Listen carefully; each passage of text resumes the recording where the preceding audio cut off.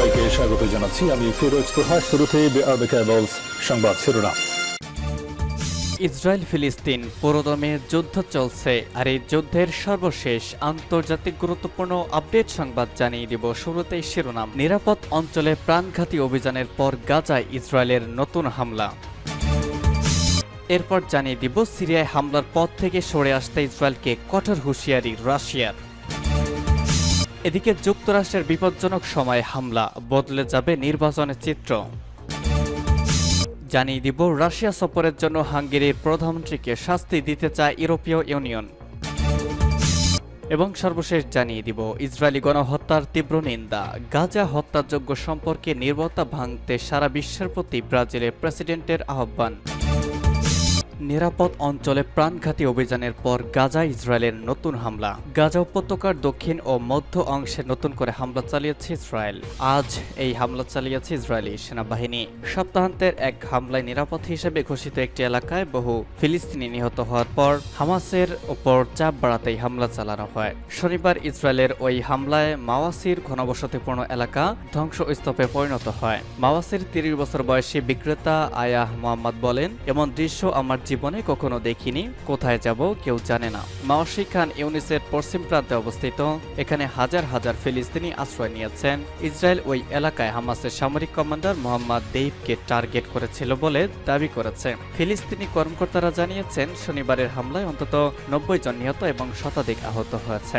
দক্ষিণ রাফাতে নতুন করে লড়াই শুরু হয়েছে। বাসিন্দারা জানান, ইসরায়েলি বাহিনী কয়েকটি ঘর ধ্বংস করেছে এবং পূর্বাঞ্চল থেকে ১০ জনের বেশি লাশ উদ্ধার করা হয়েছে। মধ্যাঞ্চলীয় গাজায় আল বুরেইস ও আল মাঘাজি শরণার্থী শিবিরে ইসরায়েলের বোমা বর্ষণে ৫ জন নিহত হয়েছে। ইসরায়েলি সামরিক বাহিনী জানিয়েছে, গাজায় বহু সামরিক টার্গেট ধ্বংস এবং অনেক যোদ্ধা নিহত হয়েছে। আল কুদস ব্রিগেড জানিয়েছে, তাদের যোদ্ধারা রাফাতে তীব্র লড়াইয়ে লিপ্ত। শনিবারের হামলা গত কয়েক সপ্তাহের মধ্যে সবচেয়ে প্রাণঘাতী হওয়ায় দীর্ঘমেয়াদী যুদ্ধবিরতির আলোচনা অনিশ্চিত হয়ে পড়েছে। হামাসের এক কর্মকর্তা জানিয়েছেন, হামলা সত্ত্বেও তারা আলোচনায় রয়েছে। ইসরায়েল দাবি করেছে আরেকজন শিশু কমান্ডার নিহত হয়েছেন, তবে দেইফের পরিণতি নিশ্চিত নয়। দেইফ নিহতের কথা অস্বীকার করেছে।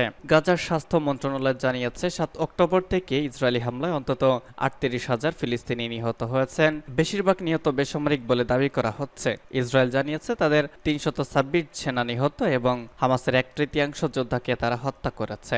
৭ অক্টোবর হামাসের নেতৃত্বে ইসরায়েলের ওপর আক্রমণের পর যুদ্ধ শুরু হয়। ইসরায়েলের দাবি, ওই হামলায় ১,২০০ মানুষ নিহত এবং ২৫০ জনের বেশি সেনা ও বেসামরিককে জিম্মি করে গাজায় নিয়ে যায় হামাস। সিরিয়ায় হামলার পথ থেকে সরে আসতে ইসরায়েলকে রাশিয়ার পরামর্শ। রাশিয়ার পররাষ্ট্র মন্ত্রণালয়ের মুখপাত্র মারিয়া জাখারোভা হুঁশিয়ারি দিয়ে বলেছেন, সিরিয়ায় ইসরায়েলি হামলার কারণে পশ্চিম এশিয়ায় সংঘাতের বিস্তার ঘটবে। সাম্প্রতিক বছরগুলোতে দখলদার ইহুদিবাদী ইসরায়েল বারবার সিরিয়ার রাজধানী দামেস্ক সহ বিভিন্ন অঞ্চলে হামলা চালিয়ে আসছে।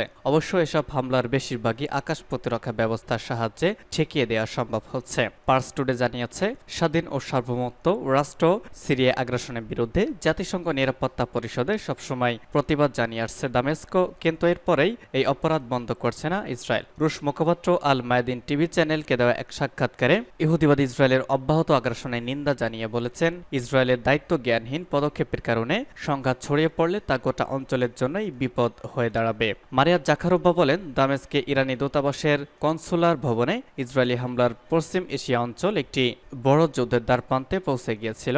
এ অবস্থায় ইসরায়েলের উচিত সিরিয়ার বিরুদ্ধে আগ্রাসী তৎপরতা থেকে বিরত থাকা এবং আন্তর্জাতিক আইন ও নীতিমালা মেনে চলা। এই রুশ কূটনীতিক আরও বলেন, দখলদার ইসরায়েলের কৌশলগত অংশীদার আমেরিকা এবং তার পশ্চিমা মিত্ররা পশ্চিম এশিয়ার চলমান পরিস্থিতির বিষয়ে নীরব থাকে এবং এই অঞ্চলে হামলা ও সংঘাতকে স্বাভাবিক বিষয় হিসেবে মেনে নিয়েছে। তবে পশ্চিম এশিয়ায় যুদ্ধ বন্ধ করে শান্তি ফিরিয়ে আনতে রাশিয়ার সুস্পষ্ট সম্ভাবনা এবং প্রস্তাবনা রয়েছে বলেও তিনি জানিয়েছেন। যুক্তরাষ্ট্রের বিপজ্জনক সময় হামলা, বদলে যাবে নির্বাচনের চিত্র।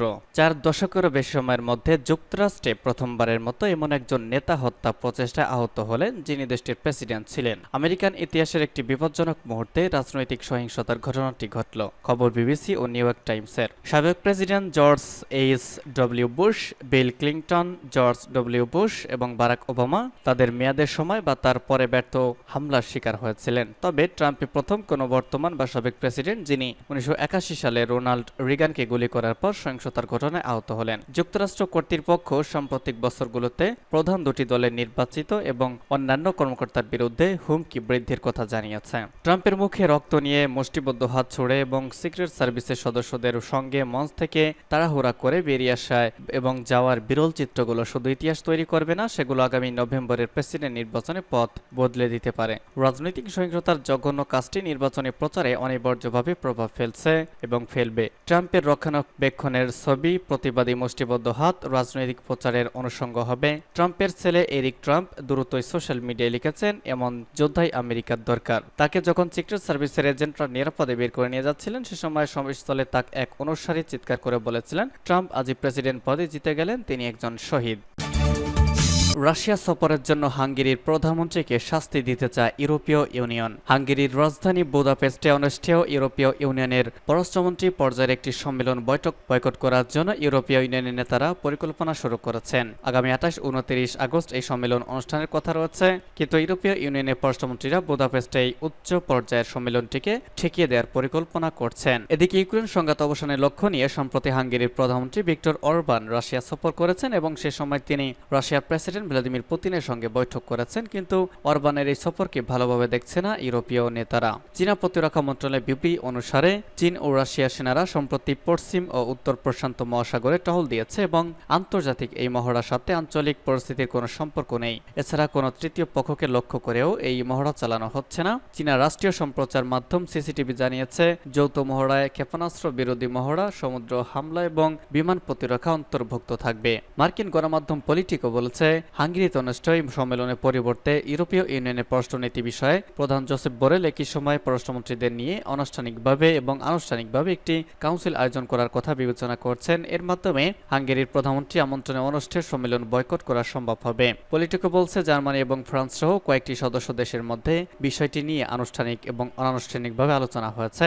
এসব দেশ ভিক্টর অরবানের সাম্প্রতিক মস্কো সফরে বিষয়টিকে নিন্দার দৃষ্টিতে দেখছে। বুধবার ওয়াশিংটনে ন্যাটো জোটের শীর্ষ সম্মেলনে 32 সদস্য অনুমোদিত একটি বিবৃতি প্রকাশ করা হয়। এতে বেইজিংকে ইউক্রেনের চলমান যুদ্ধের জন্য রাশিয়ার চরম সাহায্যকারী হিসেবে চিহ্নিত করা হয়েছে। নাম প্রকাশ অনিচ্ছুক ইউরোপীয় ইউনিয়নের একজন কূটনীতিক পলিটিকোকে বলেছেন, একই সময় যদি জোসেফ বোরেল পররাষ্ট্র বিষয়ক কাউন্সিলের আয়োজন করেন, তাহলে হাঙ্গেরিতে অনুষ্ঠিত পররাষ্ট্রমন্ত্রী পর্যায়ের সম্মেলনে সদস্য দেশগুলোর প্রতিনিধিদের অংশগ্রহণ ঠেকানো সম্ভব হবে।